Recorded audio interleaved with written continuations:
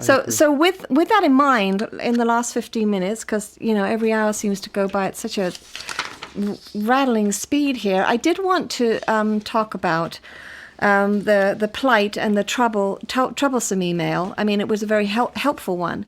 Her perspective was there's adult parents whose adult children, because they now know more about trauma and understand more about trauma and understand more about abuse, have cut off their parents because they look back and they go, and here were a couple of examples in the email where the first car my mother gave me was some kind of 50s kind of car which had no seatbelts and no airbags. And the abuse that apparently this woman experienced from the adult child, saying, you could have killed me when you gave me my first car. I'm not talking to you for the next year because you didn't think about, my safety when you gave me my first car. Very strong reactions. Well, you would think it was more than just the car, wouldn't you? Wouldn't you think that the car was a symbol of not feeling safe and not feeling protected? Well, and that's the. I don't want to get you off your point. That's my. I don't think. No, you're not getting me off my point. That's completely the heart of the matter.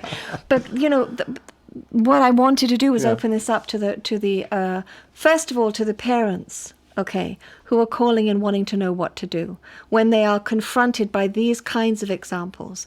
What do you say to the parents, first of all, who say, my adult child has cut me off, has so much rage and so much resentment of some of the things that I did when they were growing up, that they've now created this new family where they have children and I'm not allowed to be a grandparent. Not because they don't trust you around the kids. I mean, that's one of the things that I've seen happen is that that sounds like an excuse, but I'm saying from the kids that I wasn't treated in a way where I was safe, and I feel that you were an unsafe parent, so I feel you're going to be an unsafe grandparent. They don't say that though.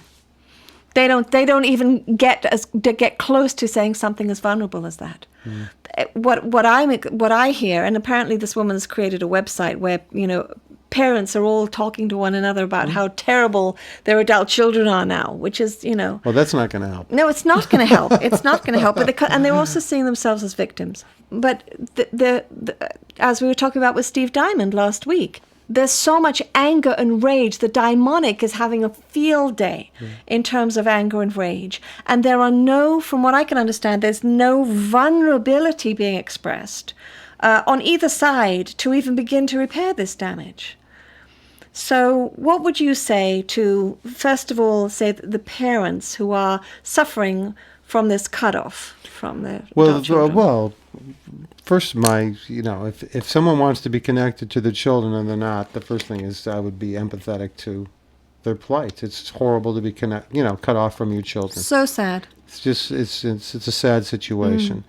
The next is that we've talked about this before. I think it is the parents' responsibility to always go the extra mile for their children. And my thought is that you take any complaint and you say, I am so sorry that you feel that way. I am open to listening to what you have to say, which is a hard thing to do when you're hearing some very ugly stuff. Yes. And I love you no matter what. There's a piece here that I think needs to be added in addition to what you're saying, and I agree with everything you're saying. However, when there's only anger and rage and there's only critical commentary, I think that the adult child whose parent has abused them, and also the woman who emailed me wanted us to maybe rethink the word abuse because it's getting a bad rap, and I want to talk to you about that as a sidebar.